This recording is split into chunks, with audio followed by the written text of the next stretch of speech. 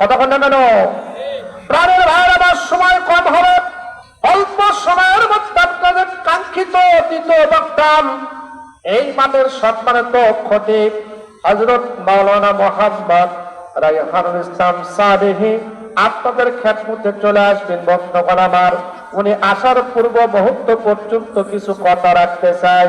ওমা তৌফিকি ইল্লা বিল্লাহ।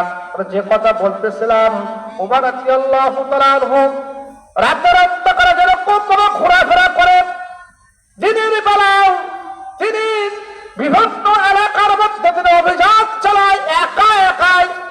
কিছু কিছু এলাকা থাকে যেই এলাকাগুলো সংরক্ষিত এলাকা, নির্জন এলাকা, ওই এলাকাতে কিন্তু নানান রকমের অসামাজিক কার্যকলাপ, জুয়া, মদ, নানান রকমের কাই কারবার কিন্তু হয়।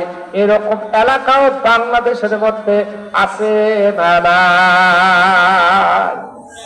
কয়েকদিন আগে দেখলাম পত্রিকার মধ্যে, ফেসবুকের মধ্যে, সামাজিক যোগাযোগের মধ্যে দেখলাম এই যে পাশে মোগমতলা আমতলির মাঝখানে একটা পুলিশ বক্স আছে, না? ওই পুলিশ বক্সটা কোনো কারণে মানে অকার্যকার্য হয়ে গেছে, মানে এখানে কোনো পুলিশ বসে না বা এমনি পড়ে থাকে। কিন্তু এই সুযোগে যারা চোর ডাকাত তারা ওই পুলিশ বক্সকে লুকে থেকে ব্যবহার করে রাস্তার মতো ছিনতাই করতেছে। কথা কন না, কোন ঠিক কিনা? জোরে কোন ঠিক কিনা? ওমর চিন্তা করলো, আমার রাজ্যের মধ্যে এমন কিছু নির্জন এলাকা আছে যে এলাকার মধ্যে দিনের বেলা হোক রাতের বেলা হোক মদের আসর বসে, জুয়ার আসর বসে, নানান রকমের কৃতকার্য হয়।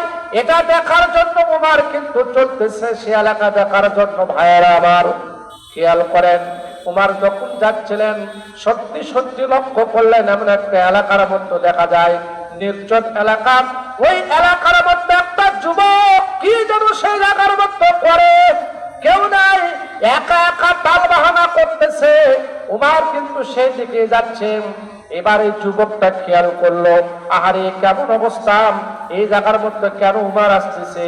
আমার যে অবস্থান, আমি মদ খেয়েছি, মাতাল হয়েছি, আমার জামার ভিতরে, আমার গিলাফের ভিতরে মদের বোতল আছে। এই উমার যদি আমাকে এই মদের বোতল অবস্থায় দেখতে পায়, উমার যদি আমাকে এই মাতাল অবস্থা দেখতে পায়, আমার কল্লা তো রাখবে না। জোরে বলেন না কেন মারহাবা?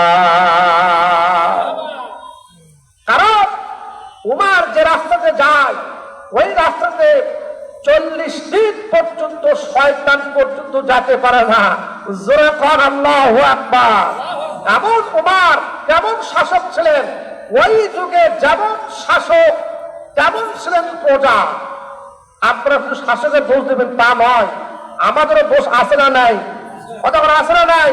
এবারে 500 টাকা হলেই মনে করেন আমরা ইমাম বিক্রি করি। কতক্ষণ টাকা দাও? আপনি মনে করেন যে কিনতে সময় লাগে না। আপনি যেরকম প্রজা, আমাদের আল্লাহ শাসক তাই ওই রকম। কতক্ষণ টাকা ঠিক কিনা? হ্যাঁ, ভাষা দিতে দেবো না। সম্মানিত ভাইরা আমার, খলিফাতুল মুসলিমিন ওমর রাদিয়াল্লাহু তাআলা আনহু ওই যুবকের টার্গেট করে যাইতেছিলেন, কিন্তু যুবকের অবস্থা খুবই খারাপ। চিন্তা করলো, আমি যদি এই মুহূর্তে ওমরের কাছে ধরা পড়ি, আমার কল্লা থাকবে না।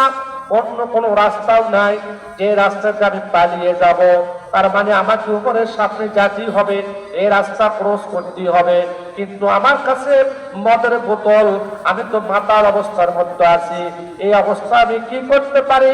আমার কি অবস্থা হয়? অত্যন্ত টেনশনের মধ্যে যুবকটা পড়ে গেল। জোরে কর মারহাবা।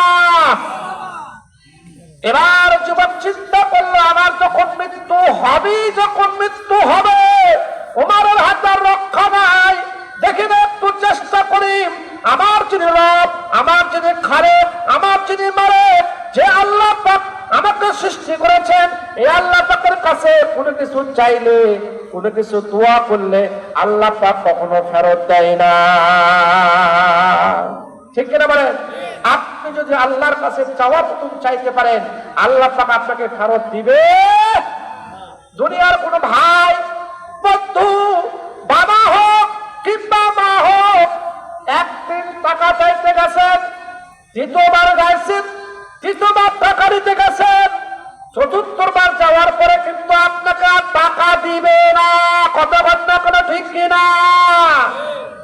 বিরক্ত হয়ে যাবে। কিন্তু আল্লাহ পাক এমন একটা রব, এমন একটা মালিক, এমন একটা প্রভু যে আল্লাহ পাকের কাছে একবার নয় দুইবার নয়, যতবার ইচ্ছা আপনি চাইতে পারেন। আপনার চাওয়া যদি সঠিক হয় আল্লাহ পাক দিতে কখনো দেরি করে না।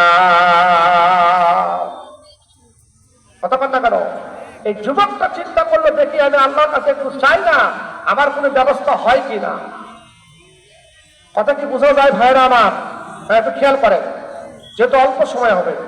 বর্তমানে আবার এবার এই যুবকটা মাটির তাকান, মজার বোতলটা নিয়ে গিলাসের ভিতরে অথবা আস্তির ভিতরে নিয়ে চুপ করে এবার তিনি খাট্টি করে রাস্তার পাশে বসে একমাত্র শুধুমাত্র কেবলমাত্র আল্লাহকে স্মরণ করা শুরু করে দিল। মনে মনে বলতেছে, রব্বুল আলামিন, আমি জীবনে বহু পাপ করেছি, বহু অন্যায় করেছি, বহু মদ খেয়েছি, আমি ভুল পথে ছিলাম, আমি অনেক গুনাহ করেছি, আমার গুনাহ পাহাড় সমতুল্য হয়ে গেছে।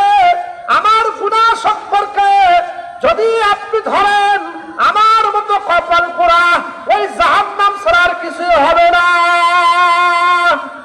এরকম গুনাহগার বান্দা আমাদের সমাজের মধ্যে আছে না নাই? শোনেন, বাপের গুনাহ যদি বেটাকে দেখানো হতো, কথা বলছে, ওই বেটা কিন্তু বাপকে আব্বা বলে ডাকতো না। মায়ের গুনাহ যদি সন্তানদেরকে দেখানো হতো, ওই মাকে কেউ মা বলে ডাকতো না। সন্তানের গুনাহ যদি বাবা মাকে দেখানো হতো, ভাইয়ের গুনাহ ভাইকে দেখানো হতো, বন্ধুর গুনাহ বন্ধুকে দেখানো হতো, তাহলে কিন্তু অবস্থা ভালো না খারাপ হতো? তাহলে গুনাহ দেখানো হয় না কেন? গুনাহ দেখানো হয় না কেন? গুনাহ দেখানো হয়